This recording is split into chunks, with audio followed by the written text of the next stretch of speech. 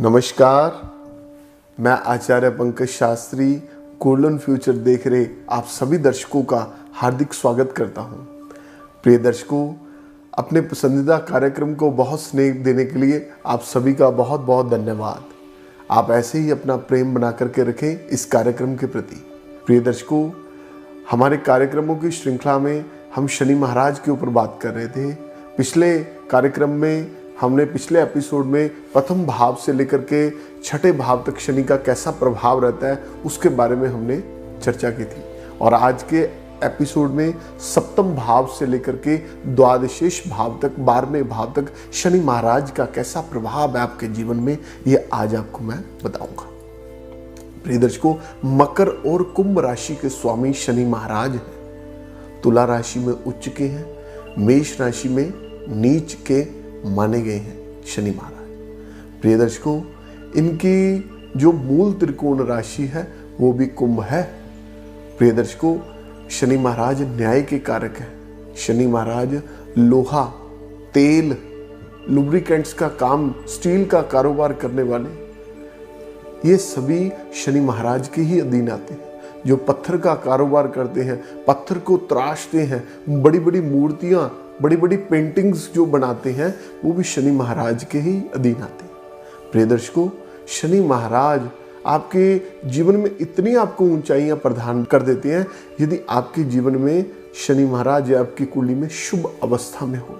देश के बड़े से बड़े राजनीतिज्ञ, बड़े से बड़े फिल्म स्टार, बड़े से बड़े ऐसे बिजनेसमैन हैं, चाहे वो किसी भी क्षेत्र के हों, उनको शनि महाराज ने बहुत कृपा प्रदान की। उनकी जन्म कुंडली में शनि महाराज, उनके जीवन में शनि महाराज ने इतनी ऊंचाइयां, उनको इतनी कृपा की कि आज हम पूरा विश्व उन लोगों को जानता है। बहुत सी ऐसी उदाहरणें हैं। तो आज हम शनि महाराज के ऊपर ही चर्चा करेंगे कि कर्म का फल प्रदान करने में शनि महाराज एकमात्र ग्रह हैं जो न्याय का कारक है, न्यायाधीश हैं। जीवन में व्यक्ति के कोई भी कर्म करता है तो उसको कोर्ट में न्यायाधीश बैठे हैं उनको सजा सुनाने के लिए। यदि उसने कोई विपरीत कार्य किया है, समाज के विरुद्ध कार्य किया है, प्रशासन के विरुद्ध कार्य किया है, किसी को क्षति पहुंचाई है, किसी को हानि पहुंचाई है, तो ऐसे ही हमारे जीवन के जो न्यायाधीश हैं वो शनि महाराज हैं। प्रिय दर्शकों, शनि महाराज आपको शुभ कर्मों का भी फल प्रदान करते हैं और अशुभ कर्मों का भी फल प्रदान करते हैं। जैसा हम बीज बोएंगे वैसा ही हमें फल मिलेगा। यदि विपरीत कार्य का फल हमें विपरीत मिलता है और शुभ कार्य का करने का फल हमें शुभ मिलता है, तो ये कर्म का जो खेल है, इसका जो फल देते हैं वो मात्र नवग्रहों में शनि महाराज ही हैं। चलिए आज के विषय के ऊपर आते हैं। सप्तम भाव के ऊपर शनि महाराज का कैसा प्रभाव है उसके ऊपर हम चर्चा करेंगे। प्रिय दर्शकों, सप्तम भाव में जिनके शनि है, अक्सर हमने ऐसा देखा है कि ऐसी जातक का विवाह बहुत देरी से होता है।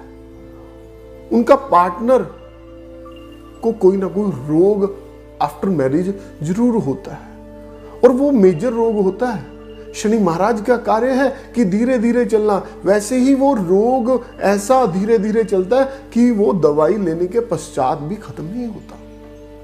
प्रिय दर्शकों, सप्तम भाव में शनि महाराज का यदि वो किसी के साथ बिजनेस में भी पार्टनरशिप करता है तो भी वो पार्टनरशिप उसको बहुत धीरे धीरे क्षति भी पहुंचाती है यदि वो विपरीत अवस्था में है।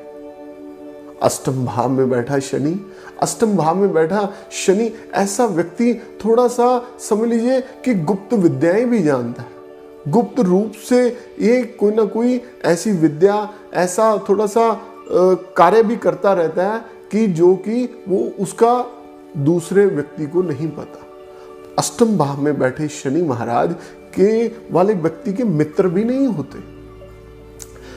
और थर्ड, इसी के साथ मैं पॉइंट जोड़ूंगा, वो ये है कि इसको भी अष्टम भाव आयु और मृत्यु का भाव है और यहां पे शनि महाराज बैठ के यहां पे भी कोई ना कोई मेजर रोग देते हैं व्यक्ति को। प्रिय दर्शकों, नवम भाव में शनि महाराज, जिस व्यक्ति की जन्म कुंडली में शनि नवम भाव में विराजमान है, उस व्यक्ति का जब दशा चलती है शनि महाराज की, यहाँ गोचर में नवम भाव में उसकी जन्म कुंडली के लगन के अनुसार 9वें स्थान पे नवम भाग में शनि महाराज आते हैं, तो इसका परिणाम होता है कि उसके पिता का कारोबार को क्षति पहुंचती है। सूर्य शनि महाराज के पिता हैं और शनि महाराज उनके पुत्र हैं, तो पिता का जो कारक है वो सूर्य है। तो यहां पे भी हम बात कर रहे हैं कि शनि महाराज जब नवम अवस्था में आते हैं किसी भी व्यक्ति की, किसी भी जातक की कुंडली में, उसके पिता को क्षति पहुंचाते हैं, चाहे वो व्यवहारिक रूप में, चाहे वो किसी भी रूप में उनको क्षति पहुंचती है। उनका कोई धन ले जाए, किसी को उधार दे दिए तो भी पैसे वापस नहीं आएंगे। और साथ ही ये जो टाइम पीरियड होता है, इसके साथ ही जब वो टाइम निकलता है, जो अवस्था जो मैंने दशा बताई है, या गोचर में शनि महाराज नवम भाव में गोचर करते हैं, जब वो टाइम निकलता है तो इसके विपरीत उसको फल भी शुभ मिलने लग जाते हैं। प्रिय दर्शकों, दशम भाव में जिनके शनि है, दशम भाव वाला शनि महाराज व्यक्ति को बहुत ऊंचाइयां प्रदान करता है। ऐसे व्यक्ति बड़े समृद्ध होते हैं।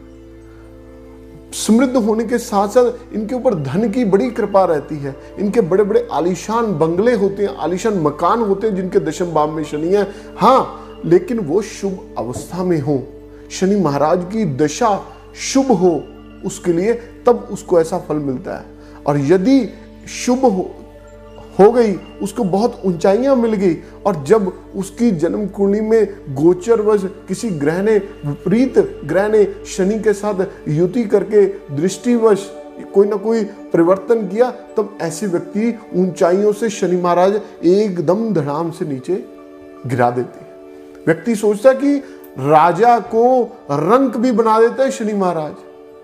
ऐसे व्यक्ति रात को जो सोचते हैं कि मेरा तो सुबह में ये काम होना है, मुझे बड़ी समृद्धि मिलनी है, तो रात सुबह उठते ही देखते हैं कि उनको वो सारी प्लानिंग्स जो हैं, उनका जो सारा काम है वो खराब हो जाता है। प्रिय दर्शकों, एकादश भाव में जिनके शनि महाराज हैं, एकादश भाव में शनि महाराज व्यक्ति को ऐसा व्यक्ति बड़ा परिश्रम से कार्य करता है। ऐसे व्यक्ति का जो बिजनेस होता है वो बहुत मेहनत से काम करता है। बिजनेस भी ऐसी चलाता है कि समझ लीजिए कि उसमें उसकी निपुणता होती है।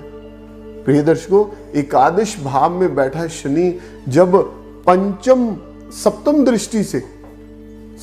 दृष्टि से अपने पंचम भाव को देखता है, तो ऐसे व्यक्तियों की जो संतान के प्रति भी बड़ी चिंता होती है, बड़ी जिम्मेवारी होती है। द्वादश भाव में बैठे शनि महाराज, ऐसे व्यक्ति थोड़ा सा समझ लीजिए कि इनको प्रशासन से चिंता रहती है। ऐसे व्यक्ति को कोई ना कोई भयग्रस्त इनका जीवन रहता है।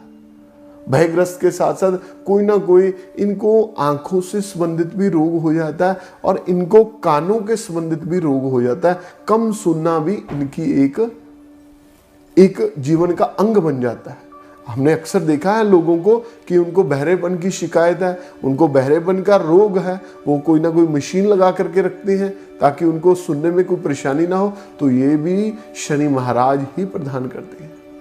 प्रिय दर्शकों, जिनके हड्डियों के रिलेटेड जो प्रॉब्लम है, उनको भी शनि महाराज ही प्रदान करते हैं। शनि महाराज एक ऐसे ग्रह हैं मात्र कि इनको जो सूचना देते हैं वो राहु और केतु हैं। आपके कर्मों का जो लेखा जोखा, आप क्या करते हैं, क्या सोचते हैं, इन सब की जानकारी राहु एवं केतु शनि महाराज के गुप्तचर समझ लीजिए, शनि महाराज के आप समझ लीजिए कि उनको जानकारी आपके बारे में प्रदान करने के लिए शनि महाराज तक पहुंचाते हैं, केवल राहु और केतु। शनि महाराज आप अच्छी सोच भी रखते हैं। देखिए, सोच के माध्यम से भी कर्म होते हैं। व्यक्ति कहता है कि क्रिया के माध्यम से कर्म है, तो शास्त्र कहते हैं कि आप सोच के माध्यम से किसी को आपने हानि पहुंचाने के लिए, क्षति पहुंचाने के लिए कुछ भी सोच लिया, तो भी उसका फल आपको भुगतना पड़ेगा। प्रिय दर्शकों, शनि महाराज के प्रभाव को शुभ बनाने के लिए, शुभ आपकी जन्म कुंडली पर इसका प्रभाव बना रहे, तो मात्र उसके लिए मैं एक ही सूत्र बता रहा हूं, वो ये है कि आप अपने कर्मों को इतना अच्छा रखें, अपने बच्चों को संस्कार प्रदान करें, अपने परिवार को संस्कार प्रदान करें। कोई आपका बुरा कर गया, ये उसका कर्म है, परंतु आप किसी का बुरा मत करें। आप किसी का बुरा मत करें। अपने खाते में, अपने बही खाते में, कर्मों के बही खाते में किसी का बुरा करके उसको उसमें मत लिखें, ताकि उसका परिणाम आपको भुगतना पड़े। तो इस कार्यक्रम का यही एकमात्र एक संकेत है, आपको संदेश है कि आपको जीवन में फैल रहे भ्रम को, आपके जीवन में फैल रहे कष्ट को, आपके जीवन में चल रही समस्याओं का समाधान करने के लिए हम आप तक कुछ जानकारी पहुंचाएं। प्रिय दर्शकों, शनि महाराज के लिए मैंने पिछले एपिसोड में उपाय भी बता दिया था, और ये सप्तम भाव से 12वें भाव तक शनि महाराज का कैसा प्रभाव है, इसके लिए भी मैं एक आपको उपाय बता रहा हूं। वो ये है कि आप प्रत्येक शनिवार सरसों के तेल का दीपक सायंकाल को पीपल पे जगाना प्रारंभ कर दें, और आपके साथ जितने भी जुड़े हुए कोई जरूरतमंद व्यक्ति हैं, कोई आपका मित्र बहुत दुखी है, उसकी आप सेवा करने लग जाएं, उसको आप आर्थिक मदद देने लग जाएं। कैसे भी तरीके से शारीरिक, व्यवहारिक, मानसिक, आप जो भी उसको मदद करना कर सकते हैं, सहायता कर सकते हैं, जरूर करें। आपको शनि महाराज बहुत फल देंगे। किसी दूसरे व्यक्ति को कष्ट से निकालना शनि महाराज के हिस्से में आता है, तो ये आपको शुभ फल प्रदान करते हैं। आप देखें आपकी कुंडली में कैसा प्रभाव है। जो जो चीजें मैंने आपको बताई हैं, जो जो प्रभाव मैंने आपके बताए हैं, बाकी ये एक ग्रह का प्रभाव है। बाकी की जन्म कुंडली का विशेषण 8 ग्रहों को साथ 9वां ग्रह ये है, 9 ग्रहों को देख के ही पता लगता है। यदि आपने अपनी जन्म कुंडली के विश्लेषण करवाना है, मुझसे मिलना है, तो नीचे दिए नंबर पर आप संपर्क से मुझसे मिल सकते हैं, मुझसे जुड़ सकते हैं। सरल उपायों के साथ करें जीवन का समाधान, हमारा यही उद्देश्य, यही संकल्प है। ज्योतिष जैसे महान विद्या को आपके जीवन में फैल रही समस्याओं के समाधान के लिए उपायों के माध्यम से आपका भविष्य अंधकार से प्रकाश की ओर जाए, तो मात्र यही एक हमारा संकल्प है। तो प्रिय दर्शकों, अगले कार्यक्रम में हम फिर मिलेंगे एक नए विषय के साथ, इसी चैनल के माध्यम से, इसी समय। नमस्कार। ज्योतिष, वास्तु और वैदिक कर्मकांड स्पेशलिस्ट आचार्य पंकज शास्त्री जी हर रोज दोपहर 12 बजे से लेकर 2 बजे तक फ्री कुंडली देखते हैं, तो आज ही संपर्क करें।